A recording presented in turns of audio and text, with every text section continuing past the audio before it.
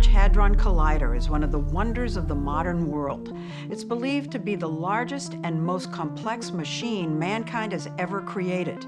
If you find yourself in central Geneva and hop on a number 18 tram, you can get it next to the main train station. In 10 minutes, you'll arrive at CERN, the international research laboratory that is home to the Large Hadron Collider. There is a tunnel, and machinery inside that tunnel sends beams of energy in a vast circle, so big it would take you nearly 6 hours to walk around it just once. A circular tunnel 27 kilometres in circumference, where tiny particles are fired at each other almost at the speed of light, giving scientists some of the answers to the origins of the universe. Buried hundreds of feet beneath Switzerland and France, the collider smashes subatomic particles together with enormous energy. By studying the collisions, scientists have already made a major discovery, the Higgs boson. Some call it the God particle. Welcome to A Book A Place Geneva, the podcast that's part book club, part travel guide and part history podcast. On this episode, the place is CERN, C-E-R-N, a French acronym that in English translates as the European Organisation for Nuclear Research. That's the place. The book, not a science textbook, not even really science fiction, but a best-selling thriller by the author of the Da Vinci Code. Angels and Demons is actually the prequel to the Da Vinci Code and introduced us to the hero Robert Langdon, an expert in deciphering secret codes, played in the movies by Tom Hanks. The violent denouement of Angels and Demons happens in Rome, but the violent beginning is right here in Geneva at CERN.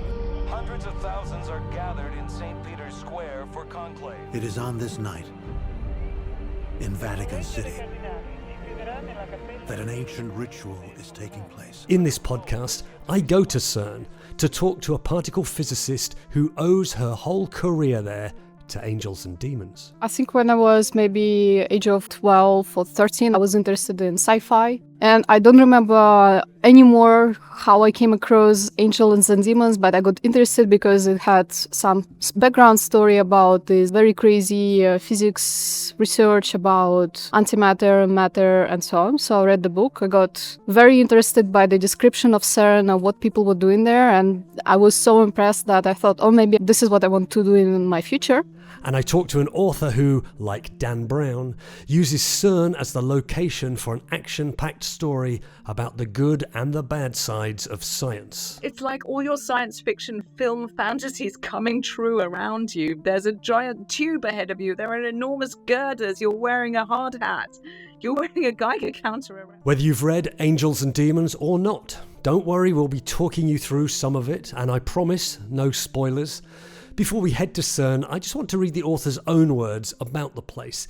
In an interview I found on bookbrowse.com, he is asked, your novel begins inside the real-life Swiss scientific research facility called CERN. Can you tell us more about CERN? Dan Brown replies, CERN, the Conseil Européen pour la Recherche Nucléaire, is the world's largest scientific research facility. It is located in Geneva, Switzerland, and employs over 3,000 of the world's top scientists. CERN houses an underground particle accelerator that's over 14 miles long and stretches all the way into France. In addition, CERN, much to Americans' surprise, is the birthplace of the World Wide Web, whose strange inception I talk about in the novel. CERN's most incredible claim to fame, however, is that they were the first to manufacture something called antimatter, the most volatile substance known to man. So, Dan Brown, like the villain in his book, is interested in antimatter. And while the science in the novel is far from exact, Angels and Demons may well have inspired a generation of readers to become interested in particle physics. Some of whom, like Nadezhda Proklova, whom we're about to meet at CERN, actually end up working there.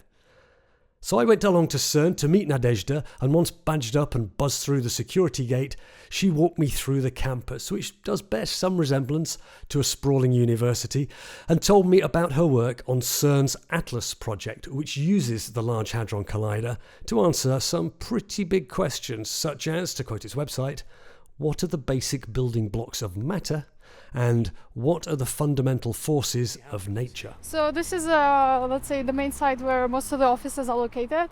As I said, just across the road there is one of the major detectors, which is called Atlas.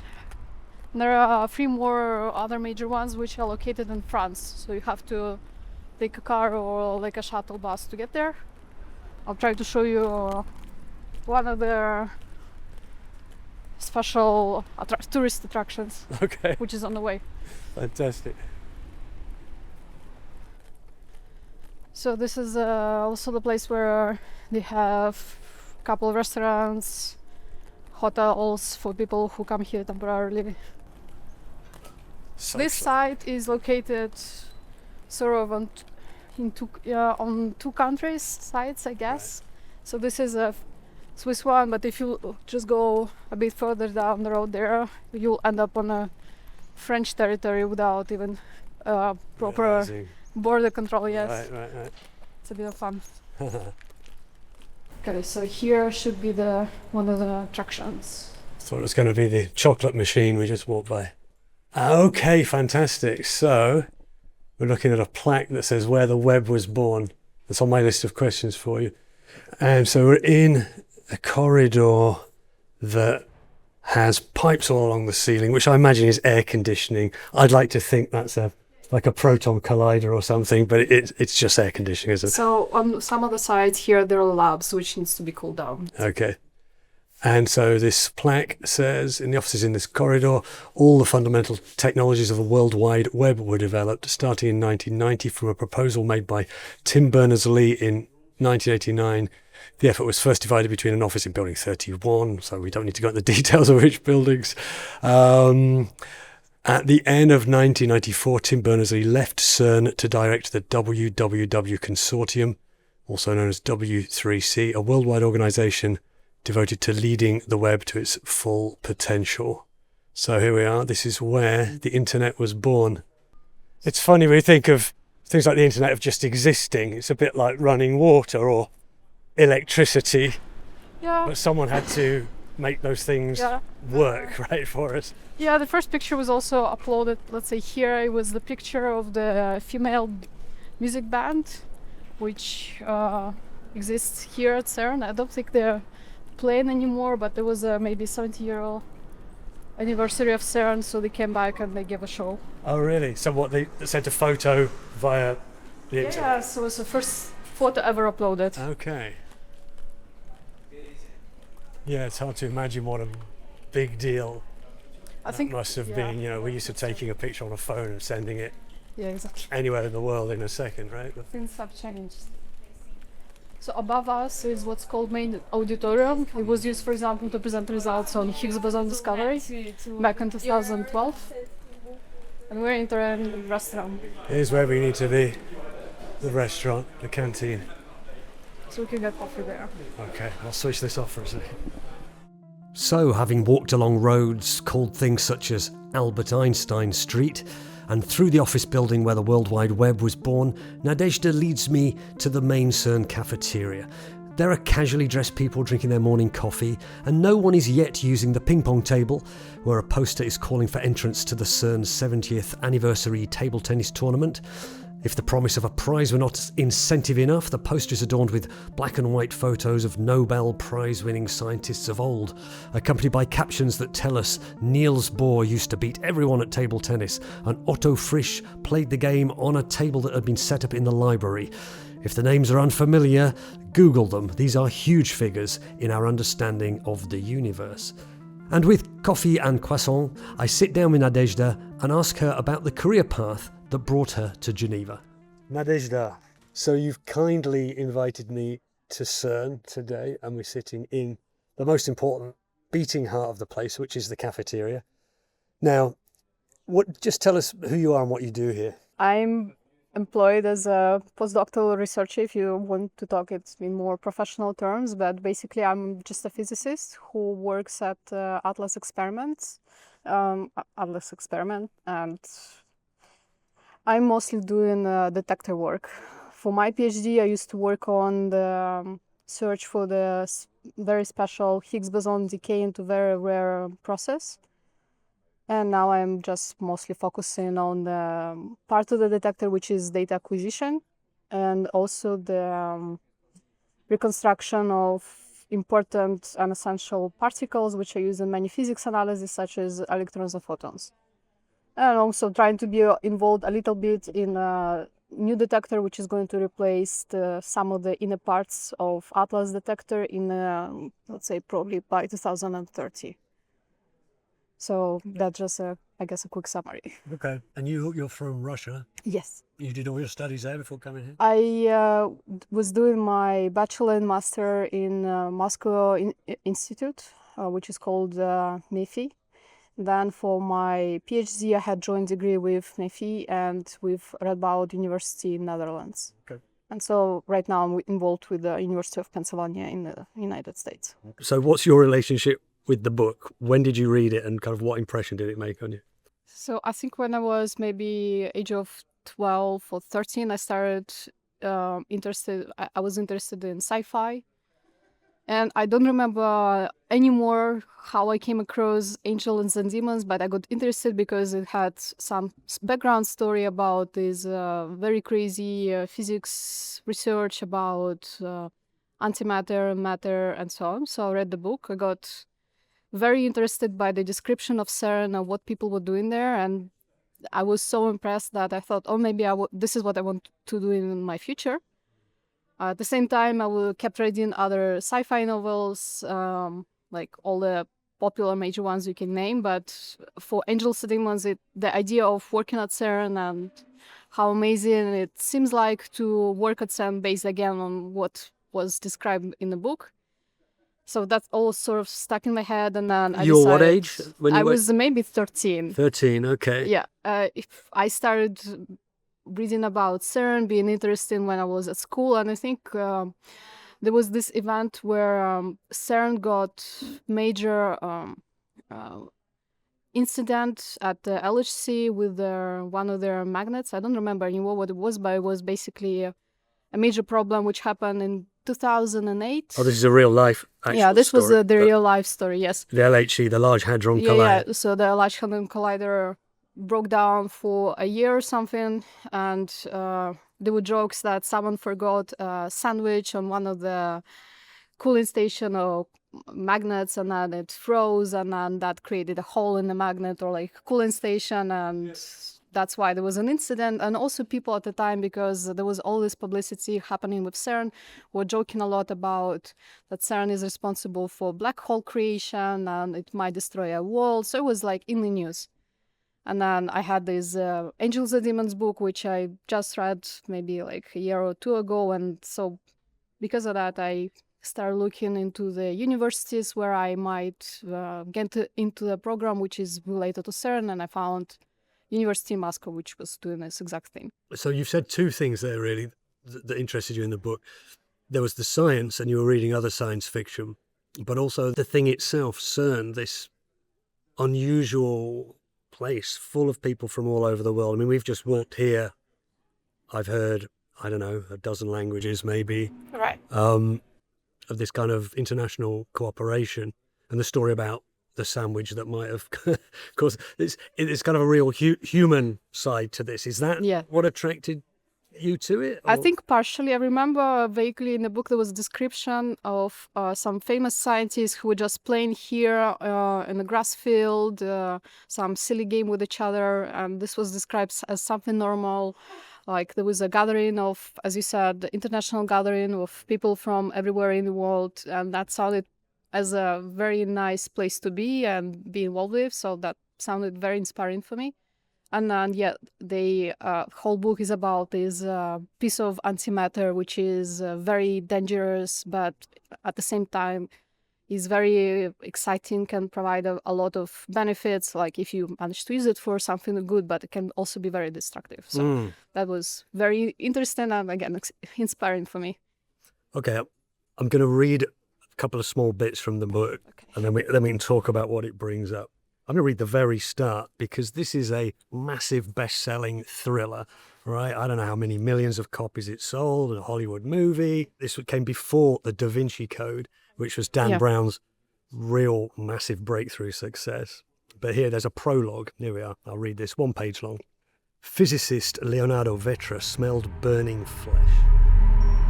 Physicist Leonardo Vetra smelled burning flesh, and he knew it was his own. He stared up in terror at the dark figure looming over him. "What do you want?" "La chiave," the raspy voice replied. "The password." "But I don't..." The intruder pressed down again, grinding the white-hot object deeper into Vetra's chest. There was the hiss of broiling flesh. Vetra cried out in agony. "There is no password." He felt himself drifting towards unconsciousness. The figure glared. "Ne avevo paura." I was afraid of that. Vetra fought to keep his senses, but the darkness was closing in. His only solace was in knowing his attacker would never obtain what he had come for. A moment later, however, the figure produced a blade and brought it to Vetra's face. The blade hovered, carefully, surgically. "For the love of God!" Vetra screamed, but it was too late. Vetra screamed, but it was too late. Now that happens, it doesn't say there, but that happens right here, that scene. He's looking for the password to get the thing we don't know what it is, although you've just mentioned it's antimatter. Do you remember how he gets it? So he, from what I remember in the book, he carved out the eye, which gives you personal access to certain areas here at CERN, which is actually true either way. That does exist. Yeah, that's That's right. The way it's described a bit later in the book, there's a telescopic thing comes out and scans his retina or whatever, and clearly from the way Dan Brown writes it, it's very futuristic. But this was 25 years ago. I don't think anyone would be that surprised or impressed by biometric. I mean, we look at our iPhones to open them. It doesn't scan your retina, right? It's the shape of your face, but I guess it's a bit more high tech here. So they really use that too. If I needed to steal something here, an eyeball would be a useful. I think I have to add, you need 2 of them because it actually scans both of your eyes. Okay, right. Okay, they only took 1 out.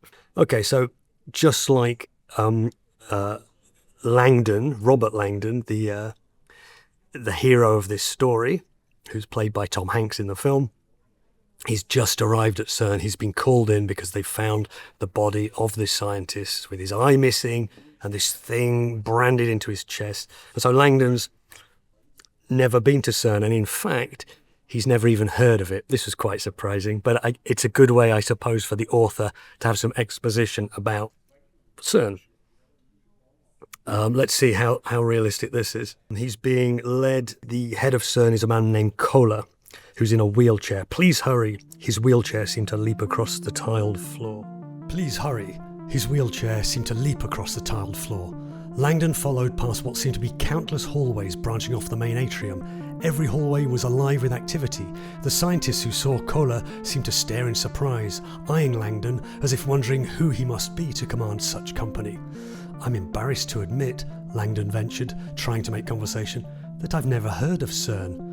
"Not surprising," Kohler replied, his clipped response sounding harshly efficient. "Most Americans do not see Europe as the world leader in scientific research. They see us as nothing but a quaint shopping district, an odd perception if you consider the nationalities of men like Einstein, Galileo and Newton."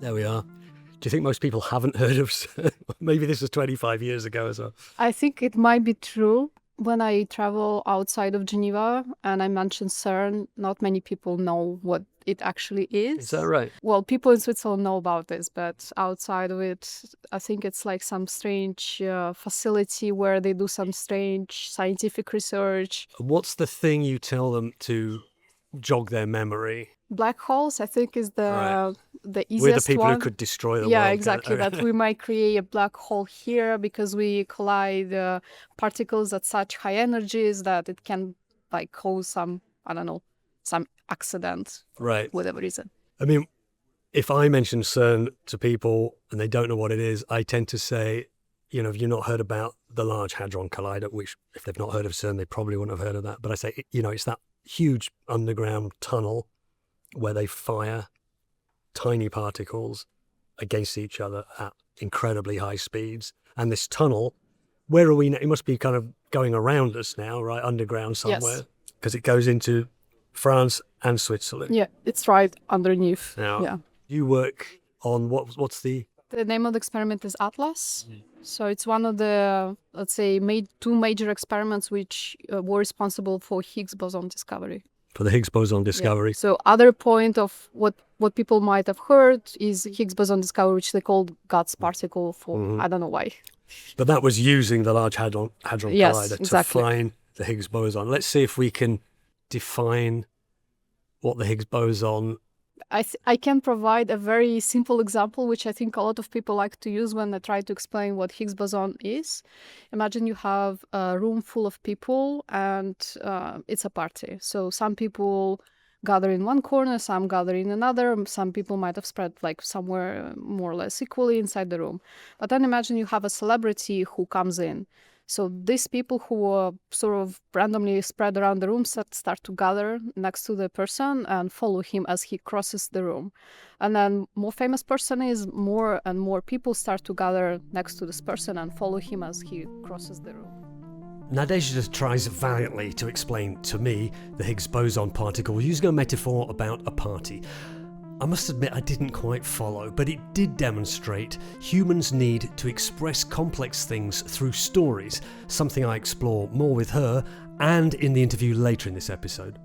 The use of metaphors, like a celebrity walking into a room, is really important, I think, to try and tell people, to explain to people, because otherwise it's just numbers and figures on a whiteboard exactly. or a computer code, right? So yeah, unfortunately, if you do physics professionally and you don't do a lot of popular explanation, it can be very hard to find the words. Something what they say in layman terms, that it's a particle which is responsible for mass for everything else which surrounds us in a way. So like, once again, when particle crosses the medium, the heavier it is, the more resistance it feels. And this is what is a Higgs boson field, let's say, is responsible for.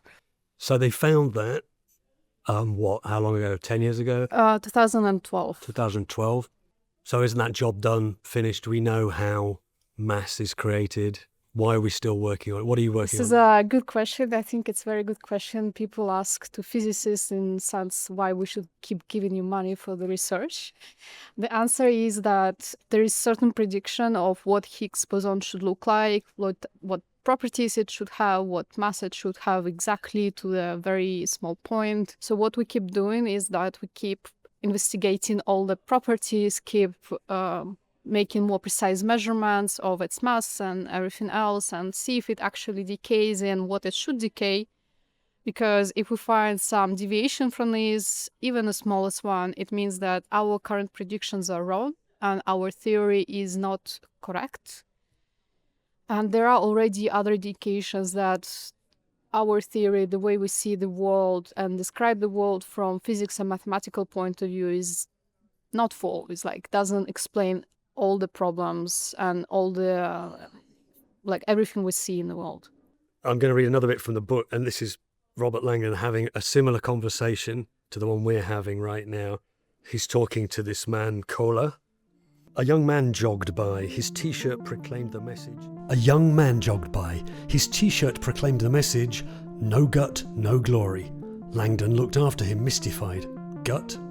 General unified theory, Kola quipped. The theory of everything. I see, Langdon said, not seeing at all. Are you familiar with particle physics, Mr. Langdon? Langdon shrugged. I'm familiar with general physics, falling bodies, that sort of thing. His years of high diving experience had given him a profound respect for the awesome power of gravitational acceleration. Particle physics is the study of atoms, isn't it? Kola shook his head. Atoms look like planets compared to what we deal with. Our interests lie with an atom's nucleus, a mere 10,000th the size of the whole. He coughed again, sounding sick. The men and women of CERN are here to find answers to the same questions man has been asking since the beginning of time. Where did we come from? What are we made of? And these answers are in a physics lab. You sound surprised. I am. The questions seem spiritual. Mr. Langdon, all questions were once spiritual. Since the beginning of time, spirituality and religion have been called on to fill in the gaps that science did not understand. The rising and setting of the sun was once attributed to Helios and a flaming chariot. Earthquakes and tidal waves were the wrath of Poseidon. Science has now proven those gods to be false idols.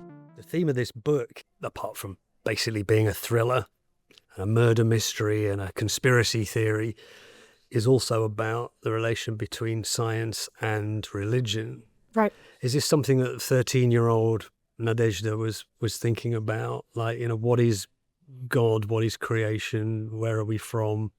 I think so, because probably that's the age where you start asking yourself that type of question. So that book was, in that sense, very interesting to read and later to think about.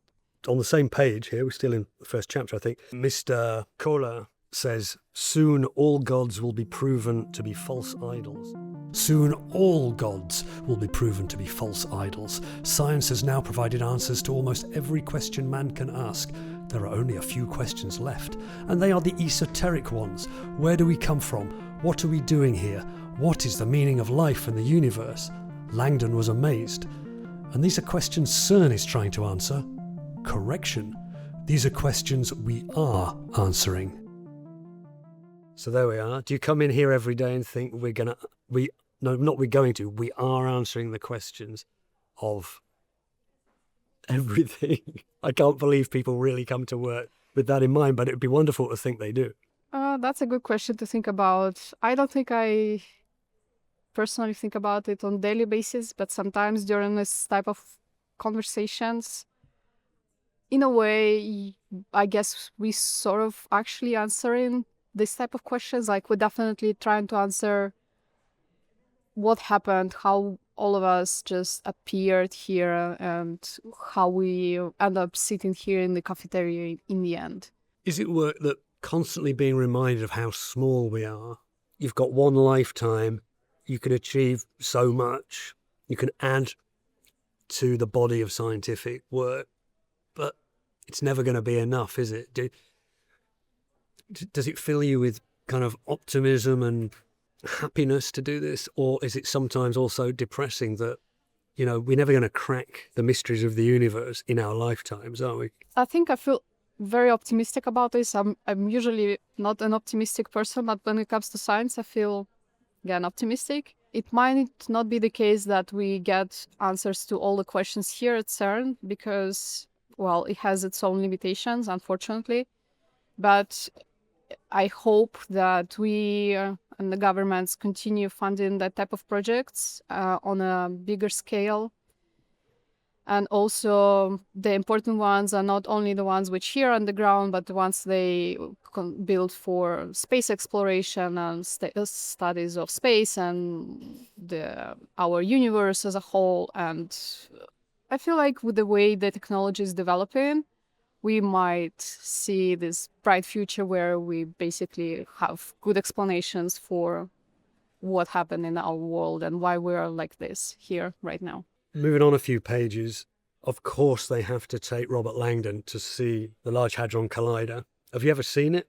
In person, no. I've been to the cavern where actual detector is located, but in order to go to the tunnels, there need to be one of two cases. First case is that what we call you're a very important person, someone from the government. And second is that I think they open tunnel every now and then for the very big excursion day, which happens here at CERN, I think every 5 to 10 years. So you can sign up to this excursion and then you can be brought to the tunnel. Okay. And third case, of course, is that if you're a scientist who works with the collider itself in the tunnel. Right. And the engineers. Engineers, yeah. Yeah. Well, let's see if Dan Brown gets it right. They've been joined, Langdon and Cole have been joined by the daughter of the unfortunate dead scientist. She's called Victoria. And she's actually in the tunnel where this thing, how long is it? 27 kilometers. 27 kilometers, a ring that's 100 meters underground, something like yes, that? Yes, sort of. Okay. So they're down there. The particle accelerator, Langdon said quietly. This particle accelerator, Langdon said quietly. It's down this tunnel someplace? That's it there. Kohler motioned to his left, where a polished chrome tube ran along the tunnel's inner wall. Langdon eyed the tube, confused. That's the accelerator? The device looked nothing like he had imagined. It was perfectly straight, about 3 feet in diameter, and extended horizontally the visible length of the tunnel before disappearing into the darkness. Looks more like a high-tech sewer, Langdon thought. I thought particle accelerators were circular. This accelerator is a circle, Kohler said. It appears straight, but that is an optical illusion. The circumference of this tunnel is so large that the curve is imperceptible, like that of the Earth. Langdon was flabbergasted. This is a circle? But it must be enormous. The LHC is the largest machine in the world. That's pretty accurate. I think this description, yes. CERN's reaction to this book, and particularly to the film, because I think the book probably didn't have a massive impact when it came out. Not really, no. I think in retrospect, because the Da Vinci Code came later, and then the movie was made after the Da Vinci Code movie, and then people started to watch that and read it, and CERN seems to have embraced it.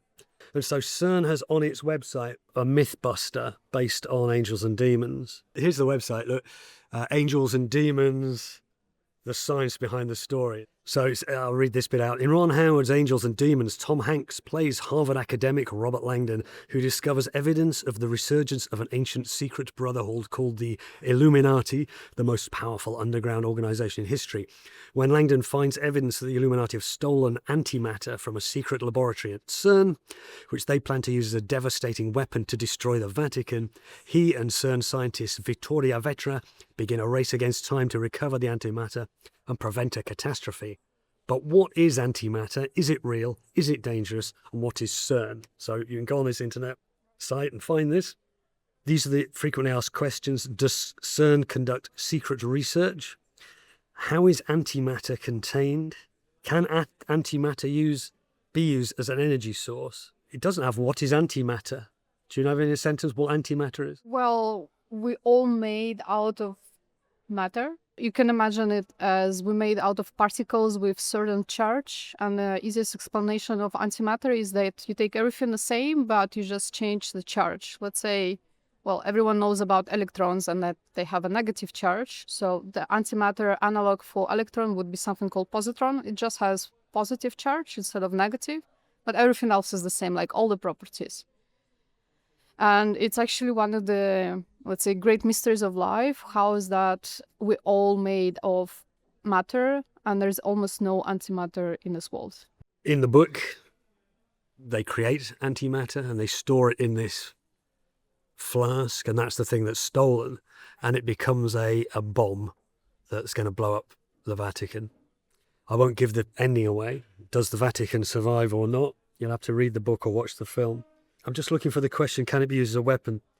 They say, can it be used as an energy source? Oh, that's the other thing. The reason that Vittoria and her deceased father were researching this was partly to explain, the secrets of the universe, but also because antimatter, they say, will be the glorious future energy source. That will be this clean, abundant energy source. But CERN is keen to put us right on this. Do you know why this is not possible? At least with the current level of technologies, the amount of energy you need to spend on create antimatter basically equals the amount of energy you can get from using antimatter as an energy source. So unfortunately, at the moment, we cannot do this, which will be very nice as it is indeed a very clean source of energy. Right. So CERN on their answer there is the inefficiency of antimatter production is enormous. You only get 1/10 of a billion of the invested energy back. If we could assemble all the antimatter we've ever made at CERN and annihilate it, that's the word that alarms Robert Langdon, the annihilation when matter hints antimatter. Right. We annihilate it with matter, we would have only enough energy to light a single electric light bulb for a few minutes. So fortunately and unfortunately, it's not as powerful as the book suggests. Unfortunately, I wasn't allowed a peek at the Large Hadron Collider buried deep beneath our feet, but as we were leaving, Nadezhda showed me a model of the Large Hadron Collider, about 2 to 3 meters high. This is the outside section of it. So the actual size of it is, I think you can compare it to maybe 4-floor building, which is all fitted underground. But this is where the pipe from Large Hadron Collider is going through. I see. And right in the middle, there are collisions of protons which are happening and which this detector is trying to register. And it's circular so that it can register particles going in all of the direction. It sort of like hugs the pipe in a way. And how often is that operational? How often are you colliding? So we are operational from March until October or November. And then there is a technical break basically to check the machine status, that everything's fine, replace the pieces of hardware which are not working anymore. And then after the break, again from March, everything starts to work again. Okay. And how many collisions take place? Is it one or two? Is it thousands and thousands? Thousands and thousands. So they usually last 4 hours. Let's say within a day, there might be several, what we call period of collisions. One collision happens every 25 nanoseconds. So then you can fit them, you can sort of estimate how much you can get within a few hours. Right. I can't estimate how many. A lot. A lot. You got to say a lot. Yes. Armed with the knowledge that there are a lot of particle collisions in the Large Hadron Collider, I left Nadezhda to her important work. While researching this podcast, I came across several other books set at CERN, but the most remarkable is one called Collision, a collection of short stories inspired by the science where each author, including literary giant Margaret Drabble and Doctor Who writer Stephen Moffat, is paired up with an actual scientist to help them create the stories.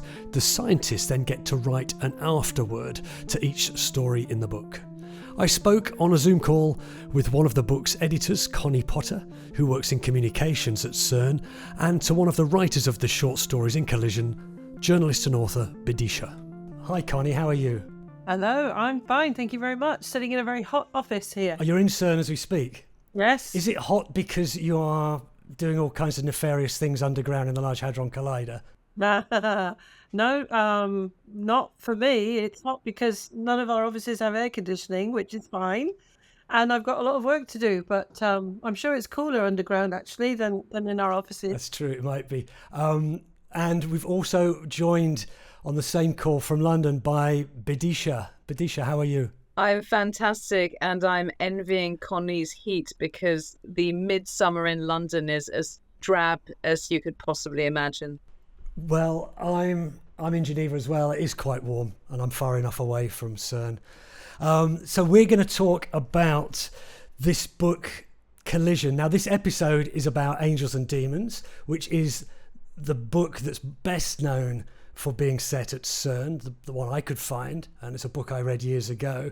But as I was researching this, I came across this fantastic book which Connie put together. Connie, tell us what is Collision, why you did it and how you did it.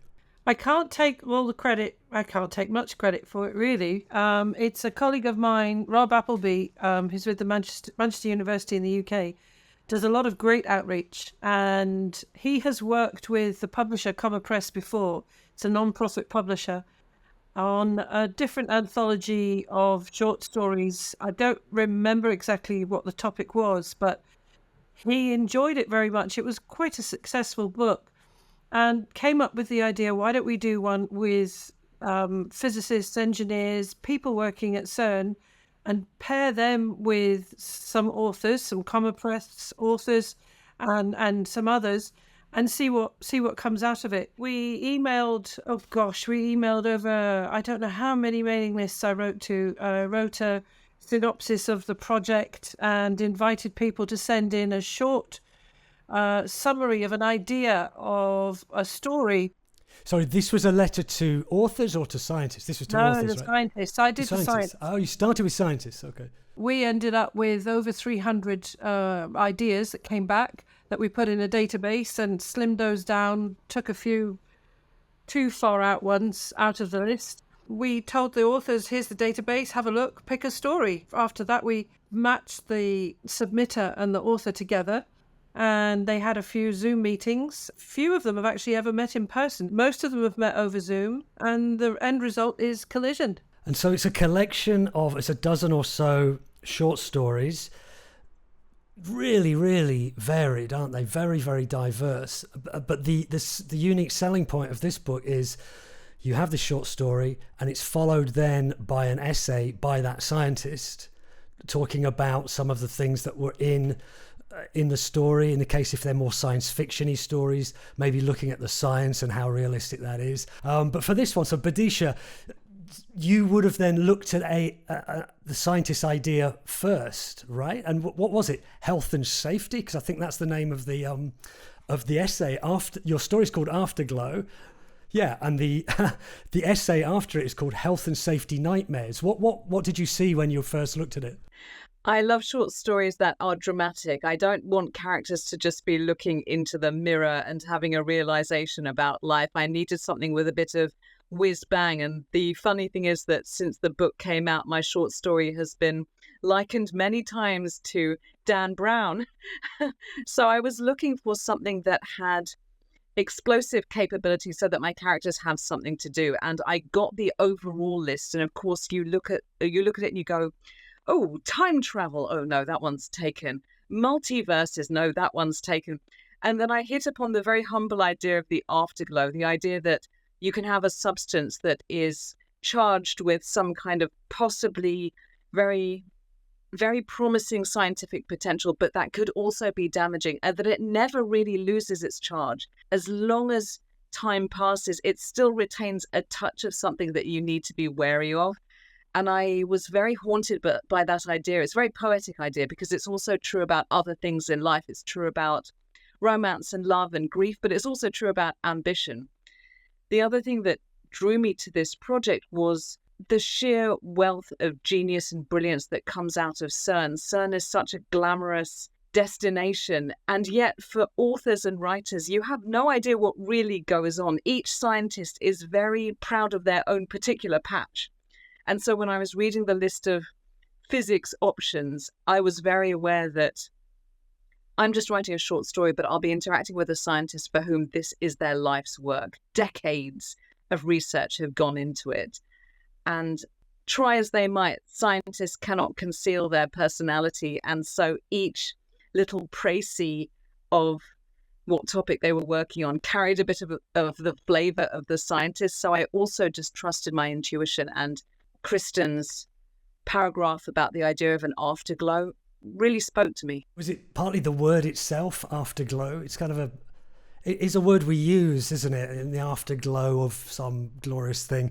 I mean, I did look it up, what is afterglow, and one of the results was cosmic microwave background radiation is the afterglow of the Big Bang. So you're saying things stay with us, a love affair or a tragedy or a trauma for a long, long time. We can still detect the origins of the universe, and this is, I'm guessing, part of what they do at CERN. Do you happen to have the book with you, Badisha? Could you read us a bit? Could I ask you specifically to read? There's two bits I'd like you to read. This is very flattering for an author to be asked to sort of like act out their little bit. Go on, I have it in front of me. Okay, page 49. Yeah. I really like this because, yes, this story is set at CERN, but the first half of it is not set at CERN. It's set in a London suburb, which is one that's familiar to me. And I think you evoke the place and certainly the character of this girl. The girl, Mira, has found a mysterious package in the toilets at Westfield Shopping Centre in West London. And it turns out to be radioactive, and she takes it back to the hospital where it's marked that it's from, and she gets kind of interrogated there. And I think this kind of sets up something about her steely personality. Okay, this is no indictment on the NHS or on any hospitals in the Shepherd's Bush and Hammersmith area, by the way. It's pure fiction. The guard pushed open the door with his giant teddy bear knuckles, and a frazzled man in a rumpled shirt and jeans came in, grasping a stack of papers. "I haven't done anything," Mira blurted out as soon as the man sat down. No, of course you haven't. Please don't think that, he said, clutching the papers to his lap. I don't think that, said Mira. The man massaged his neck. So, the thing is, he said, the package from Westfield Supermarket, shopping centre, Mira corrected him. The package is radioactive, he said. He looked at her. She looked back, blinking in slow motion. And that means what? She said. Radioactive medicine. Radiopharmaceuticals, he said. That means nothing to me, said Mira. The man spread his fingers. They trembled. You nervous? Said Mira. The man froze, his eyes bugging slightly. He thinks I'm tough, Mira realized. A nails-hard local girl, possibly a truant. One of those girls who took off her hoop earrings before she fought on the sad little triangle of grass called Shepherd's Bush Green. Mira relaxed. We get this idea of this vulnerable, but perhaps outwardly tough girl who has this odd experience, and then the story jumps forward to her working in CERN. What did you imagine her life to be? Because I've spoken for this episode to a young woman who was working at CERN, who kind of dreamt of coming here after reading Angels and Demons. Maybe your character, Mira, took in some way a similar kind of life journey. I think that's exactly it. And I'm very fascinated by what leads people to their careers, because if you're lucky, and in my case too, the idea of a career begins when you're around 12 or 13. You have an inkling of what you're into. In the case of the story, Mira is not a survivor herself, but her mother dies of breast cancer. And so the idea of radiation, of chemotherapy, of things like this being both damaging to the body and healing to the body makes her interested in science. The moment we hear the word radiation, we think of it as something negative. And yet, of course, it can be used by scientists for good and for ill, depending on their own ambitions. I think also for the characters and for people in reality, CERN is seen as being something to pin your ambition on. It's like wanting to go to Oxford or Cambridge or wanting to scale Everest or something. It's not just any other place. And so if you strive for excellence, or if you have some kind of reason, which in Mira's case is her own natural intelligence, but also trauma. She's trying to go to the place that was the source of the thing that could have helped her mother, who was a cancer victim, but maybe it didn't. But maybe if she keeps working there, she can save others. I think maybe that's what she's telling herself. And yet also, CERN is just a very glamorous place. It's a glamorous setting. It's so far away from Shepherd's Bush. And I had to start at Westfield Shopping Centre because for various reasons, I sadly know it very well. And I thought, what would get you from Westfield Shopping Centre to CERN? Well, intelligence, ambition, drive, lots of opportunity. And there's a moment which is referred to later in the story, which is that when she was studying, her tutors found out her potential and they said, okay, you know what, if you're really promising, you can do a PhD program there. You can go beyond the limits of just this country in the name of excellence, and we will fund you, we'll support you in that. So it's also a story about reaching for your dreams and going for what you want and just trying to get to the top. Don't think small. And unfortunately, as the rest of the plot in the story plays out, there are other characters like the villain character who's very, very entertaining, whose own ambition leads him to not play small with extremely dramatic consequences. I do like the fact that you're embracing the Dan Brown comparisons that you've obviously had. It's true, this is the closest to Angels and Demons of all the dozen or so stories in the book, which you don't expect when you start in you know the hospital in West London. It does get quite dramatic, let's say that. I might invite you to read one other bit. So she becomes she works at CERN and she's showing around a delegation, kind of a health and safety delegation, right to the heart of the Large Hadron Collider. And we do meet your villain character, but we meet another character before then called Dr. Ingrid Meyer. It's on page 61. And this is the last one I'll get you to do. So Dr. Maya, if you pronounce it like that, Yeah. is kind of tolerating Mira's group of health and safety officials in her office. Maybe you could just read that passage to us, Bidisha. I should clarify that the idea of having a mini fridge full of cocktail mixers at CERN is a pure invention of mine. Okay, we'll take your word for it. We're here for a safety assessment, Dr. Meyer, said Mira pointedly. Ingrid shrugged, let the mini fridge door swing shut, took a slurp of coffee and addressed the group, who were twisting around, staring at everything. How many of you understand physics even a little bit? Ingrid demanded. A few hands went up, timidly. Ingrid said, don't think of protons as stones you smash together.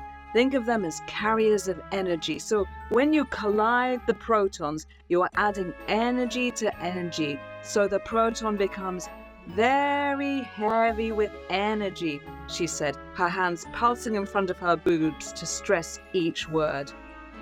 She pointed emphatically downwards. Do you know what is down here? Do you know what is the main purpose of our mission? We are building a time machine.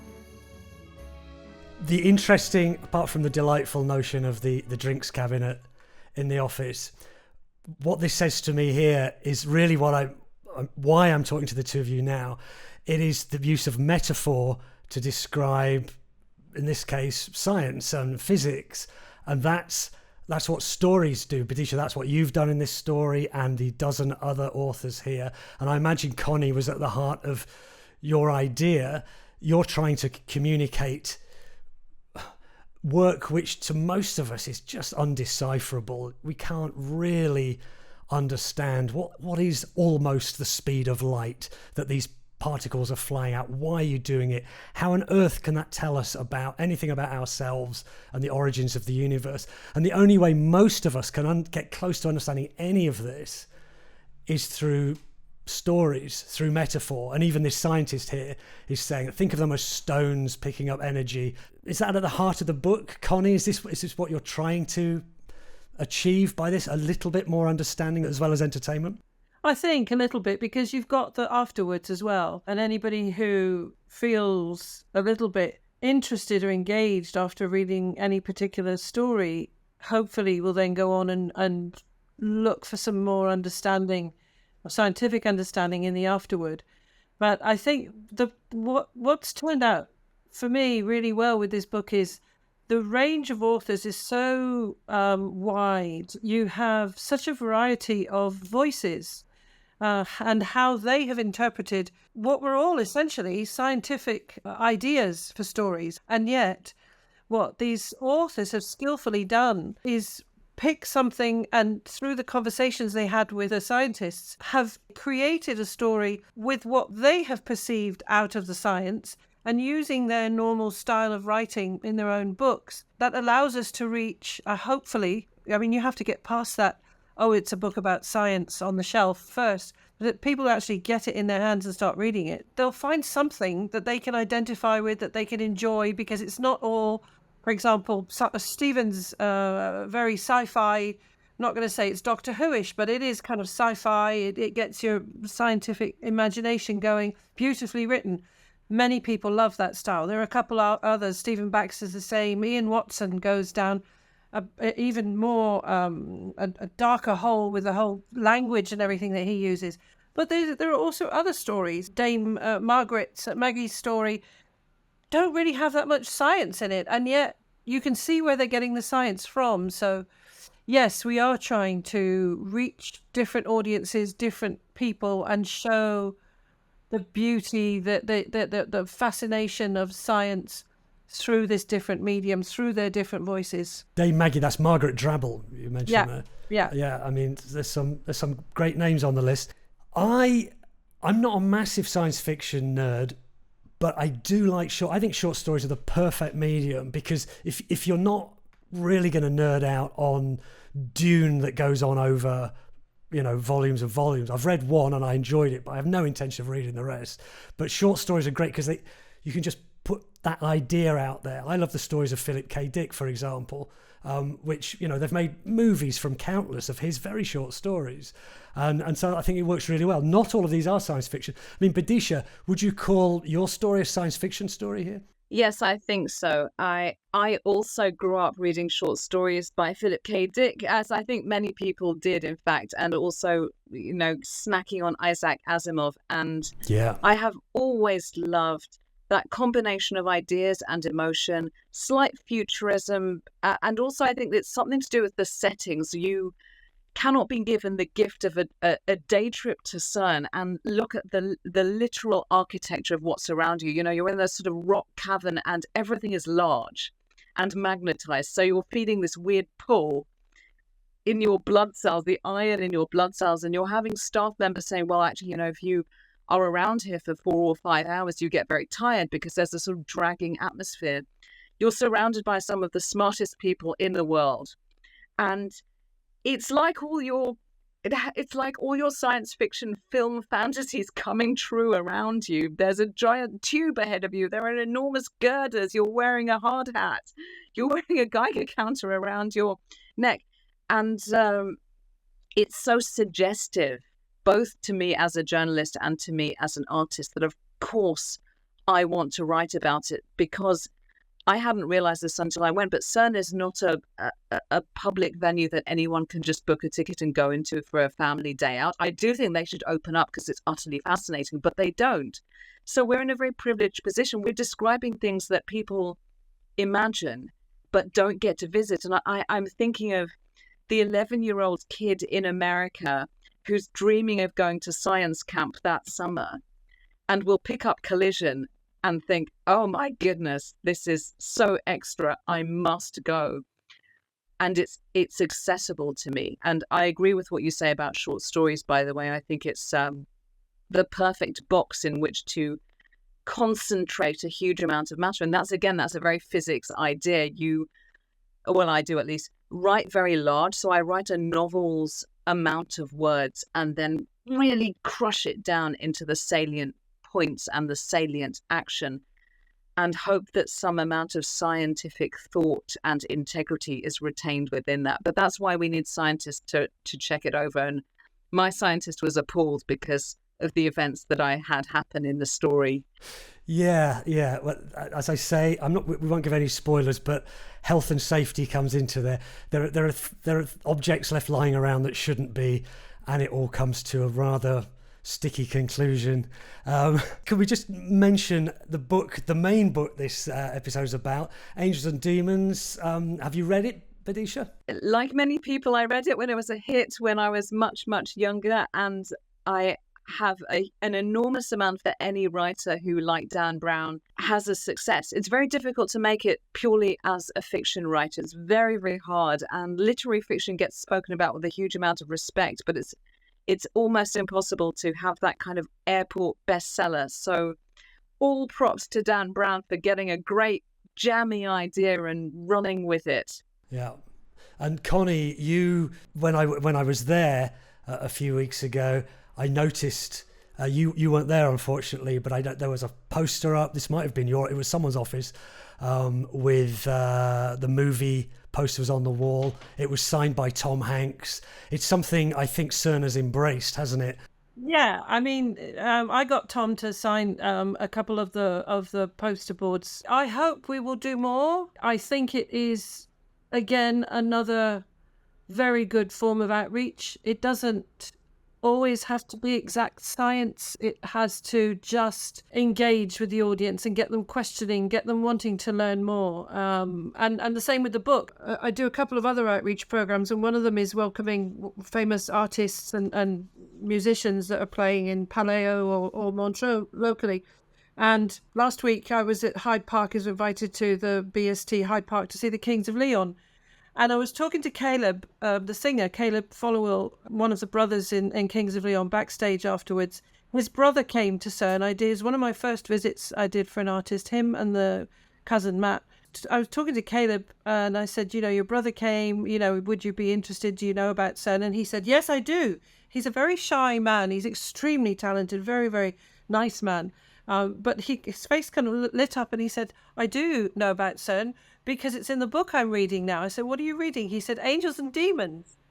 And I said, Did you say, have you heard of it? Was that the next thing? No. I said, that's great. He said he said he was reading Origins, which is, I think, the more recent book of Dan Brown. His wife had said, you have to read Angels and Demons because she had read it. And his wife is a supermodel with zillions and zillions of followers, Lily Aldridge. Beautiful, smart cookie, that lady. Very, very kind, very nice. She came over and then they both started talking about the science in Angels and Demons. And I do hope, this year Netflix has seen the 3-body problem. It's been extremely successful. They had to recreate CERN. I asked them why they didn't film here, and it was because they were filming during the pandemic, so they were kind of restricted. But I'm hoping they'll come season 2, welcome here and work within our safety guidelines. But let's see what more filming we can do along the same lines. Vidisha, are you going to write more science fiction? I'm a real reader and fan of the genre, and in fact I do think that there shouldn't be any differences between genres. So there shouldn't be a split between art and science. There shouldn't be a split between science fiction and romance. And I would love to explore these settings more, because what you get with CERN is big physical architecture, an impressive setting, but also huge personalities. Scientists are not mousy individuals. They are driven by all sorts of things, not just talent, but also ambition, ego. They're very quirky. Part of the reason that I could write the dialogue that I did in CERN is because we had a day of being given sort of mini presentations by different scientists, all working in a slightly different field. And they expressed themselves so well that actually, if you paid attention, you could understand what was going on. And I made notes because each person was full of personality, very charismatic. My scientist, after I wrote the story, wrote to me and said somewhat disconsolately, I thought when we were writing a story together called Afterglow, it would be a romance, because many scientific couples meet together on a project at CERN and they do indeed fall in love and get married. And she was absolutely right, because the day I visited, there was a great sense of romance about the place and the campus. There was a huge sense of possibility. And I remember being in the canteen and sort of looking around and thinking, I really like these people. They are modestly and quietly eating lunch, but their brains are probably solving questions and equations and juggling with ideas that I could never possibly get close to. That's how gifted they are. So it's a shout out then. Your scientist is Kristin Lowasser. Yes, and she was from the University of Sheffield. Kristin was just so generous. She expressed herself so well, and given that we were meeting online during the pandemic, that actually talking to her was just like letting in a breath of fresh air, because writers and artists are very isolated sometimes, and scientists work in quite a similar way. They have their own lab, we have our studios, and so when we meet, it's like two worlds crashing together, like protons. The book was Angels and Demons by Dan Brown, and also Collision, edited by Rob Appleby and Connie Potter. The place was CERN. Thanks to the many people who helped me make A Book, A Place Geneva. This is the last episode of this season. Do go back and check out the other 4 episodes on Frankenstein, The Birth of the Comic Book, Voltaire's Candide, and Joseph Conrad's Under Western Eyes. All books and places mentioned in these podcasts and all the sources I used are on the website abookaplace.com. The podcast is available on most podcast apps, and a version with pictures can be found at youtube.com/@abookaplace.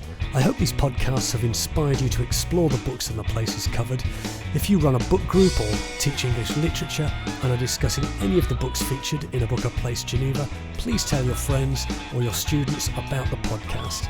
And if you've enjoyed the series, please give it a rating on your podcast app and maybe drop a comment in there too. And if you're looking for other great podcasts, I publish a newsletter called Pick of the Pods with a weekly podcast recommendation. Find that on my LinkedIn page. A Book, A Place Geneva is a Spinny Hill podcast. For any queries, please contact me via the website abookaplace.com. Until next time, thanks so much for listening, and goodbye.